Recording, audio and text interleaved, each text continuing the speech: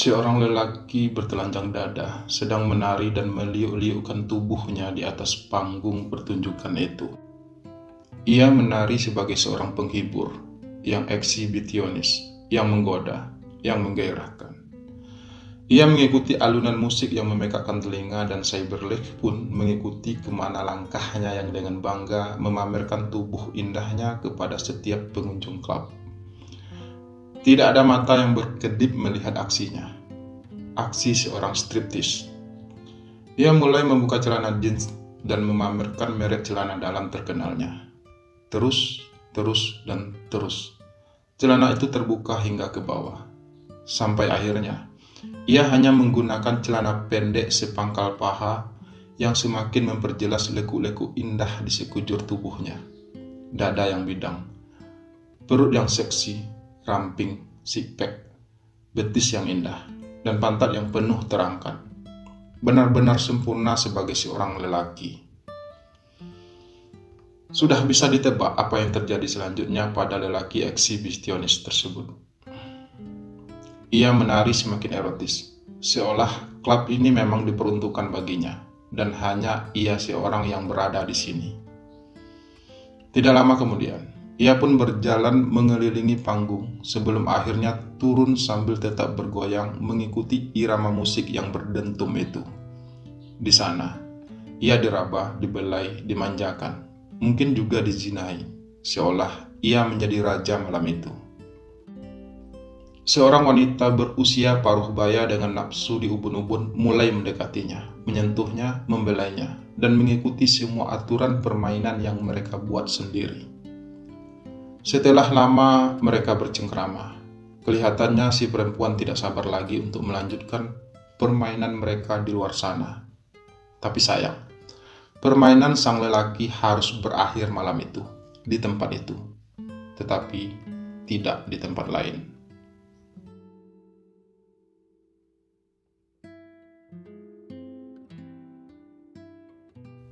Aku mendapati tubuhku tanpa sehelai benang pun ketika aku bangun pagi itu. Di sampingku, terlelap seorang wanita yang telah mempersembahkan yang terbaik darinya untukku tadi malam. Seorang wanita paruh baya yang memiliki diriku seutuhnya. Bahkan, aku merasa tidak berhak atas diriku sendiri. Kuakui permainannya boleh juga, tapi sayangnya banyak yang lebih berpengalaman karena dia bukanlah yang pertama bagiku. Pagi sayang, udah bangun ya? Kata-kata pertamanya pagi itu bersamaku. Udah dong, gimana tidurnya? Nyenyak nggak? Tanyaku. Lalu kuraih kepalanya, kusandarkan di dadaku, dan kukecup keningnya. Akting terbaikku pagi ini. Nyenyak dong, kan ada kamu di sampingku. Lalu mata itu menatapku dengan isyarat. Permainanmu oke banget tadi malam sayang. Lanjutnya. Aku cuma tersenyum sekilas padanya, senyum yang mengisyaratkan, aku juga puas dengan perjanjian kita tadi malam sayang. Aku mau mandi dulu, badanku udah gak enak banget nih rasanya. Ujarku akhirnya pelan. Tapi aku masih mau kamu di sini sayang, balasnya. Aku mandinya bentar kok, kataku sambil menyibakkan selimut yang membalut tubuh telanjangku. Kemudian aku memakai handuk di pinggang. Dan sebelum masuk ke kamar mandi, ku kecup sekali lagi ujung bibirnya. Tapi kali ini ia tidak diam saja. Ia membalasnya dengan mengecup bibir lebih liar. Ia kembali melumatnya lagi. Sesuai perjanjian tadi malam, ucap perempuan itu setelah aku selesai mandi. Segopok uang ratusan ribu telah berpindah ke tanganku. Dan ini bonus untukmu karena kamu begitu hebat tadi malam. Lanjutnya sambil menyerahkan uang itu padaku. Wah, makasih ya sayang, balasku riang. Tanpa babi bu lagi, aku langsung mengambil secari kertas yang tersedia di atas meja. Lalu kutulis nama dan nomor handphoneku di sana. Reino Regah Prawiro. Keep in contact, oke? Ucapku sambil menyerahkan kertas tersebut. dan aku pun berlalu dari hadapannya.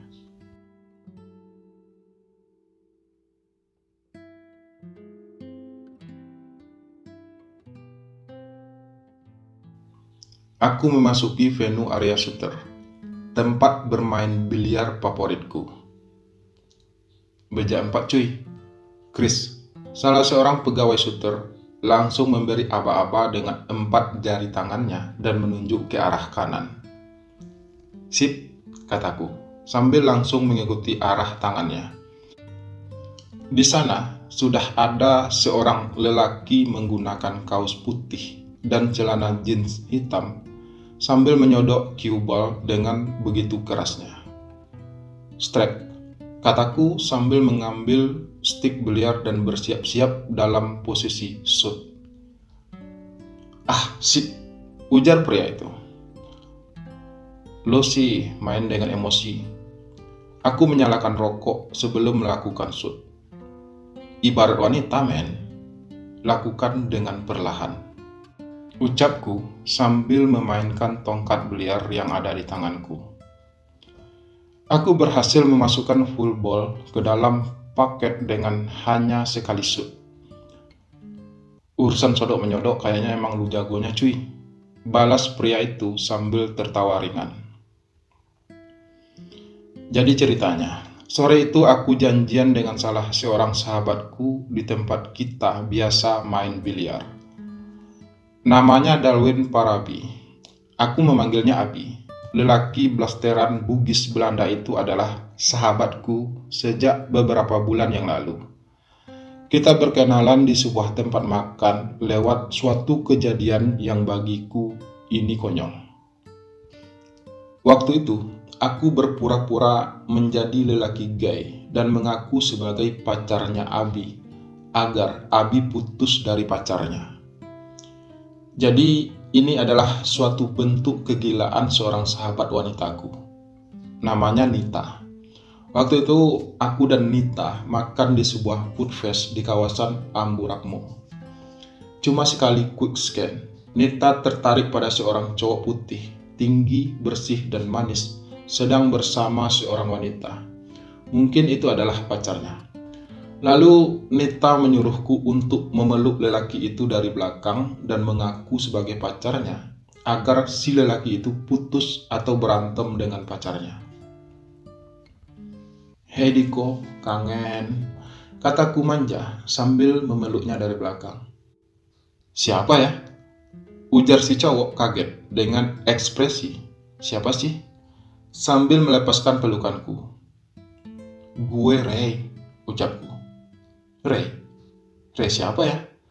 Tanya laki-laki itu bingung. Oke, lu boleh pura-pura gak kenal sama gue. Tapi lu gak bisa pura-pura bahwa dulu lu yang ngemis-ngemis cinta sama gue. Sekarang setelah gue cinta mati sama lu capakan gue demi cewek ini. Tunjukku pada cewek yang di sebelahnya. Apa? Jadi kamu cewek itu histeris? Plak. Ups, sebuah tamparan mendarat di pipi si cowok sebelum akhirnya si cewek pergi dari hadapan kami. Lalu aku tersenyum puas ke arah Nita. Luna, tunggu. Lelaki itu berusaha mencegah kepergian cewek tadi. Mirip dengan adegan di sinetron-sinetron, si cowok pun segera mengejar si cewek. Tetapi sebelum itu terjadi, aku sudah menahan tangannya duluan. Dan berhasil. It's totally crazy, right? Tapi akhirnya, aku dan Abi menjadi sahabat. Itu semua karena Nita. Nita adalah teman, sahabat, sekaligus saudara saking dekatnya hubungan kami. Nita adalah sosok wanita paling ideal bagi para lelaki. Bagaimana tidak? Ia begitu cantik dengan tinggi semampai, kulit yang putih bersih, hidung mancung, dan rambut berponi.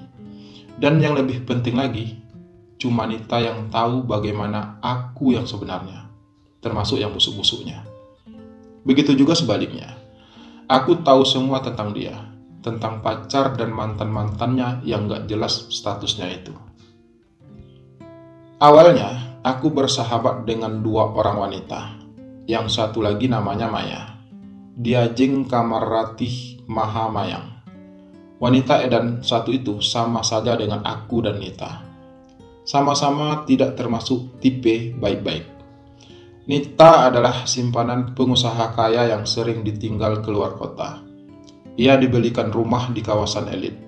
Tetapi, ia jarang keluar rumah karena tidak mau menjadi bahan omongan tetangga rese. Sedangkan Maya adalah cewek playgirl yang suka gonta-ganti pacar dengan pembenaran, ingin cari yang terbaik. Ia selalu mencari lelaki-lelaki menjanjikan untuk dijadikan pacar. Tetapi sampai saat ini, belum satupun yang bertahan. Mungkin para lelaki itu sudah ilfil duluan melihat Maya. Oh ya, Nita gimana? Tanya Abi sambil mengambil posisi shot. Nita sih baik, tapi udah lama gue gak ketemu sama dia, balasku. Kok bisa? Bukannya satu kampus? Tanya Abi. Beda jadwal, gue kuliah cuma Kamis sama Jumat, tapi dari pagi sampai sore, gue padetin jadwalnya, ucapku. Dah, terus Nita sekarang dekat sama siapa? Tanya Abi lagi. Nita. Ya masih sama si Om. Kenapa sih lu tanyain Nita mulu?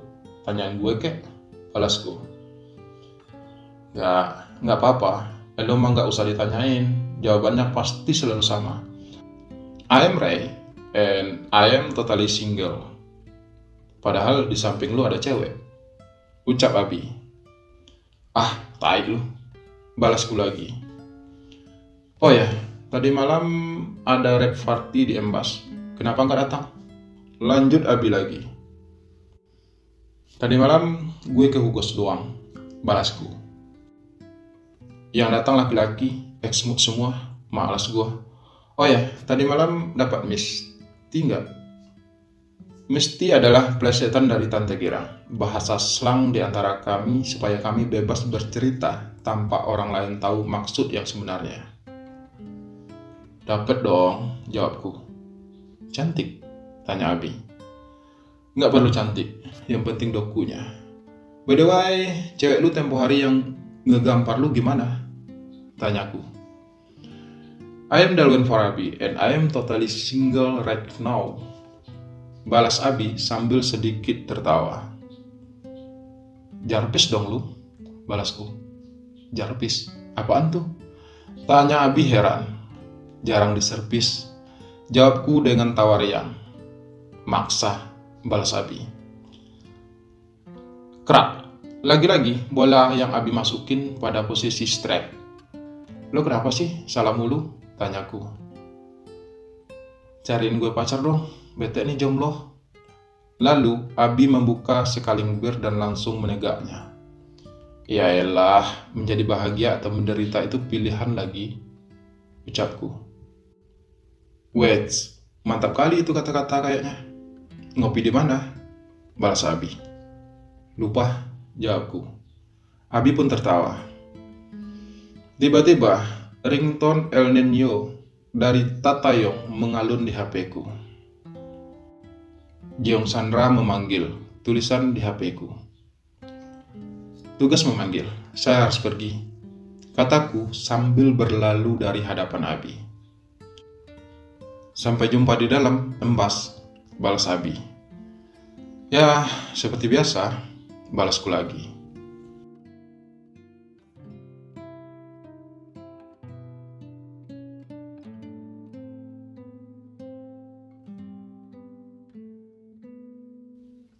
Ringtone El Nino membangunkanku dari tidurku.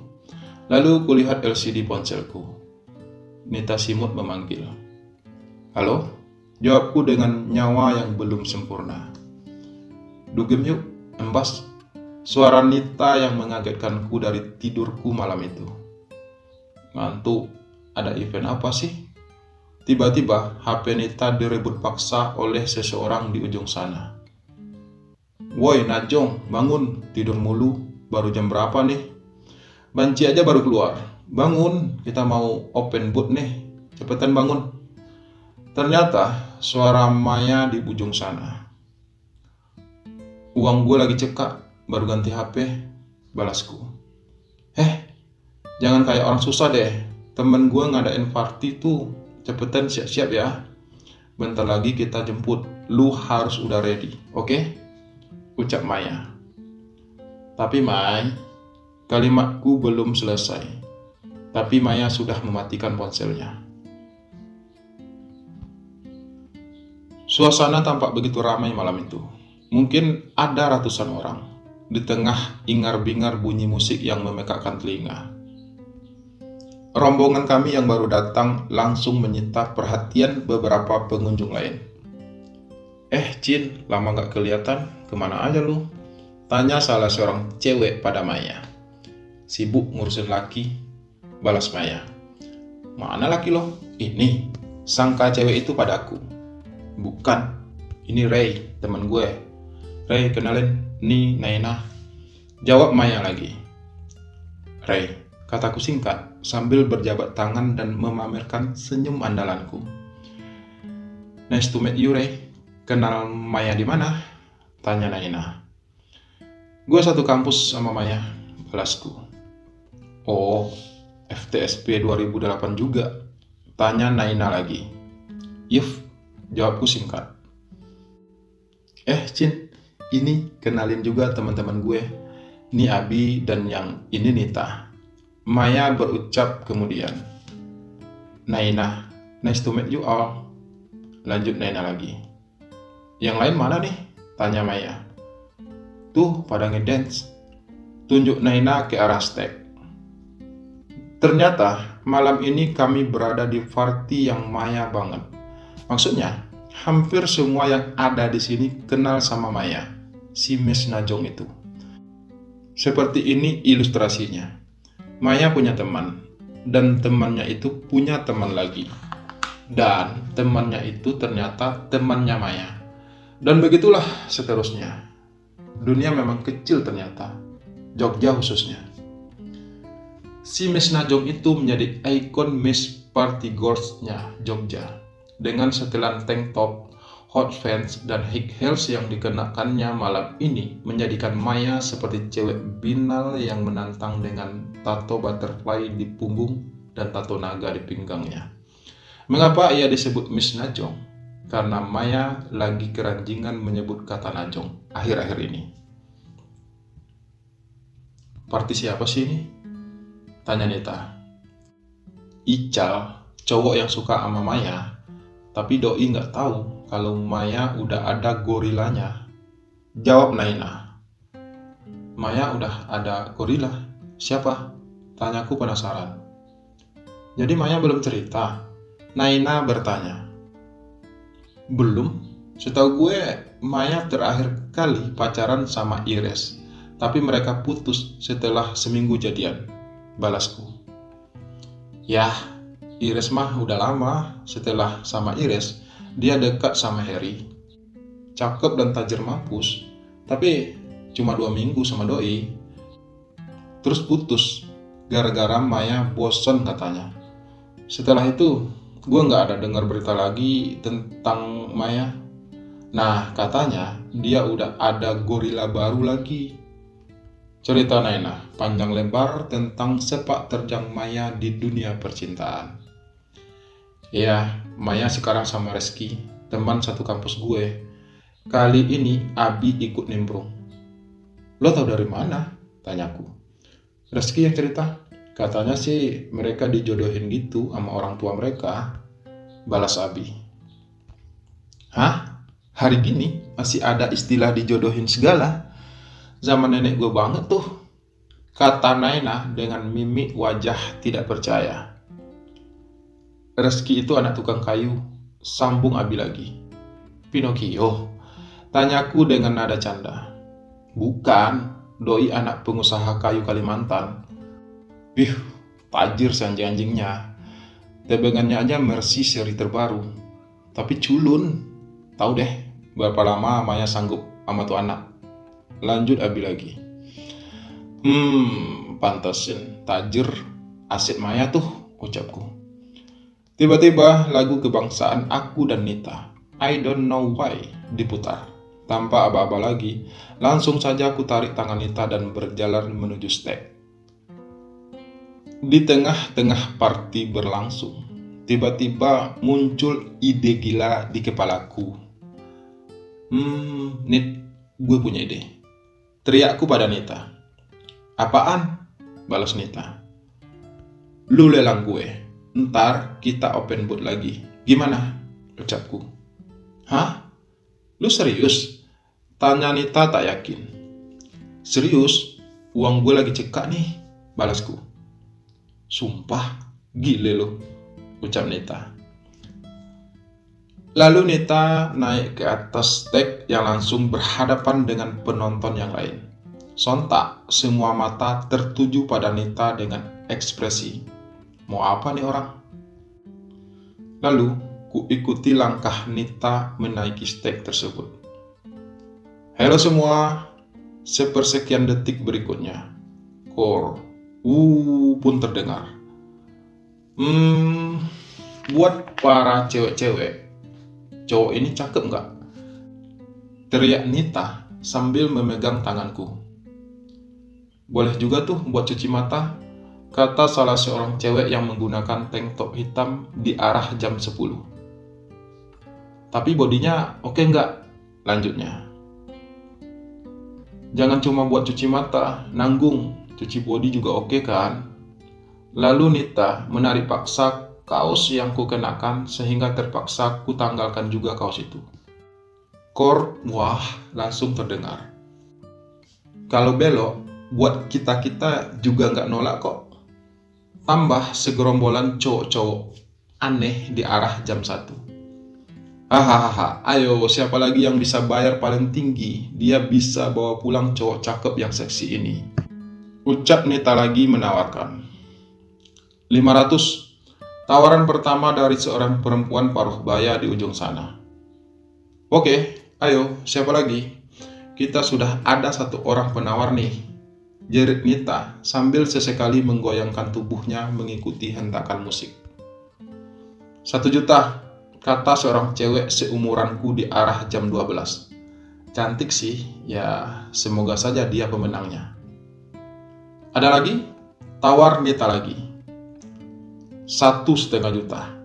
Kali ini salah satu dari rombongan cowok-cowok aneh itu yang buka suara. Tak tanggung-tanggung, 1,5 juta.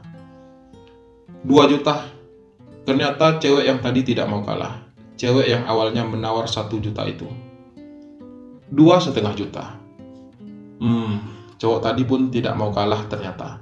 Lalu kulihat Nita dan Nita pun melihatku dengan tatapan.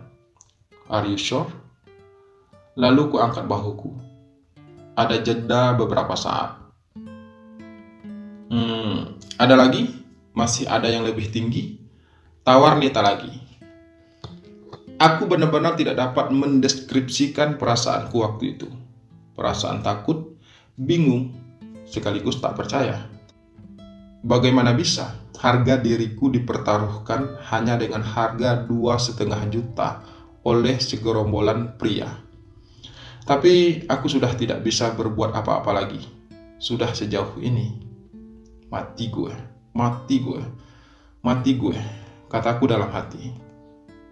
Ayo yang lainnya, masih ada yang sanggup menawar lebih tinggi lagi?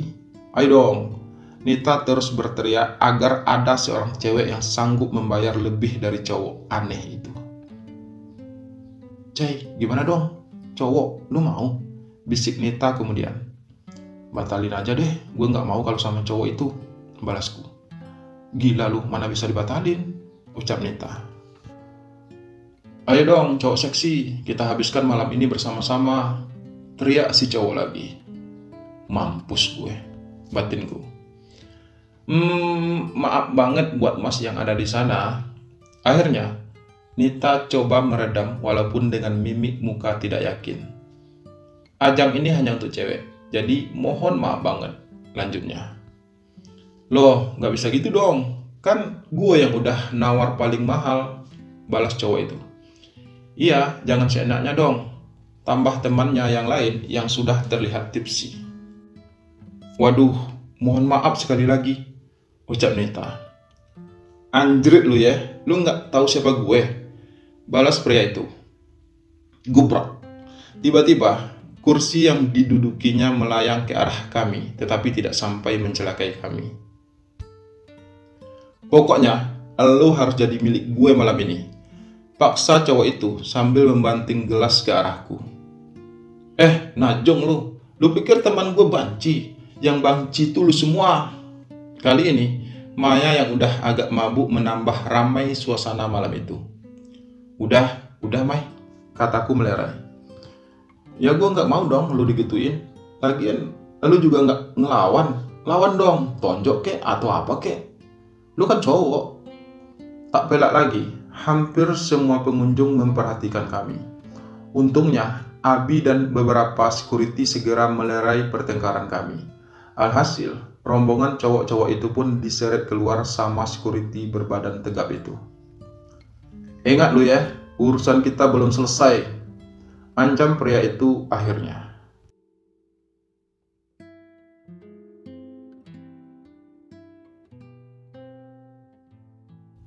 Malam semakin larut. Alkohol, asap rokok, dentuman bas, teriakan, mata yang merah, dan keringat lelah seperti tumpang tindih terlintas dalam benakku. Entah mengapa semuanya kunikmati, seperti bermandikan madu dosa. Enak, sekaligus menjijikkan. Aku pun semakin mempererat pelukan Nopi di pinggangku. Nopi, wanita yang berhasil memenangkan persaingan untuk memperebutkanku di harga 2 juta. Aku masih tidak percaya bahwa aku baru saja melakukan hal gila ini. Tapi ya sudahlah, aku juga sudah pernah melakukan hal ini kan. Cai, anak-anak pada mau lanjut ke Hugo nih. Ada party teman gue di sana. Lo gimana? Tanya Nita. Ya udah, kalian cek aja, gue lagi sama Nopi nih. Aku mengecup ujung bibir Nopi. Nggak ikut kita. Tanya Nita lagi. Nggak, kalian cek duluan aja, balasku.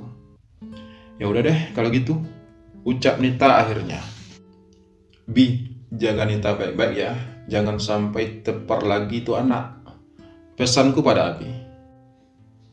Tenang, Nita aman di tangan gue. Yowes, kita caps ya, balas Abi. Safety can be fun ya, Re. Jangan pakai kaos kaki, ujar Maya yang memang sudah mabuk berat. Lalu Nita, Abi, Maya, dan rombongan pun keluar dari embasi. Mereka memang party gore sesungguhnya. Tidak cukup hanya satu klub dalam satu malam, walau jalan sudah sempoyongan. Hani, kaf juga yuk, ajak Novi dengan tatapan, udah nggak tahan nih mau nyobain kamu. Ayo, siapa takut? Jawabku dengan tatapan. Cewek secantik kamu gimana rasanya ya? Kemana Han? Tanya Novi. Terserah kamu, kan malam ini aku milikmu sepenuhnya. Rayuku sambil mengeluarkan tatapan nakal ala seorang Reno Regah Prawira yang mampu membuat cewek kelepek-kelepek. Lalu perlahan kuhembuskan napasku tepat di telinganya sambil kupeluk pinggangnya dengan kedua tanganku. Seketika itu juga ia mendesah, dan aku menekan tubuhku semakin kencang sambil kupandangi wajah cantiknya. Ia pun menatapku sambil melingkarkan tangannya di pundakku. Dengan posisi seperti ini, aku dapat merasakan detak jantungnya yang berirama. Ayo cepetan, udah gak tahan nih. Tidak lama kemudian, kami pun keluar dan menuju parkiran mobil. Setelah melewati pos security, aku langsung tancap gas mobil Ford Fiesta milik Nopi ke arah Malioboro. Bukan kecepatan yang dianjurkan sih di jalan Solo ini. Dalam kecepatan seperti ini, sudah dapat kupastikan jika terjadi kecelakaan, hanya keajaiban yang bisa membuat kami selamat. Ketika sedang asik-asiknya ngegeber gas sedalam mungkin, tiba-tiba sebuah mobil Honda CR-V memacu kecepatan dan berusaha menyalip mobil kami. Mobil itu sepertinya sudah membuntuti kami sejak keluar dari parkiran tadi. Pasti ada yang tidak beres, pikirku. Aku berusaha menambah kecepatan, tapi mobil itu tetap saja memepet kami hingga akhirnya kami benar-benar berhenti. Lalu aku turun, sedangkan Nopi tetap di dalam mobil. Aku tidak mau terjadi apa-apa sama Nopi. Tiba-tiba, turunlah seseorang dari mobil CR-V tersebut. Seorang lelaki. Ternyata cowok itu lagi. Lu rupanya. Mau apa lagi? Tantangku. Gue cuma mau elu, balasnya. Sorry man, ucapku. Apa sih lebihnya dia? Udah jelas-jelas gue yang bisa bayar lu lebih mahal, ucap laki-laki itu lagi. Karena dia perempuan, jawabku tegas. Lu mau kepuasan? Gue juga bisa beri lu kepuasan, plus uang yang banyak lagi, balas laki-laki itu. Ada jeda beberapa saat. Sorry, gue gak bisa, ucapku akhirnya. Anjing lu nolak gue? Hah? Suara laki-laki itu garang. Santai men, gue bukan. Belum sempat aku menyelesaikan kata-kataku, tiba-tiba sebuah bogem mentah telah mendarat di mukaku. Tai. Lalu kubalas bogem mentah itu ke mukanya. Tiba-tiba gerombolan teman-temannya turun dari mobil. Walaupun mereka gay, tapi tampang dan badannya seperti preman. Tidak ngondek seperti gay kebanyakan. Bisa mati juga kalau aku berkelahi dengan mereka. Daripada mati, mending kabur, pikirku. Tetapi sebelum aku kembali ke mobil, mereka telah lebih dulu menghadangku. Kenapa? Lu takut? Tanya seorang yang berbadan paling gede. Oke. Sekarang mau kalian apa? Akhirnya aku membuat posisi tawar-menawar. Seenggaknya aku bisa lolos dari mereka. Lu mampus, ucapnya tajam. Lalu, tanpa aba-aba lagi, tiba-tiba sebuah pukulan mendarat di mukaku, lalu di kepala, punggung, hingga akhirnya aku tidak sadarkan diri. Jatuh terjerembab mencium aspal.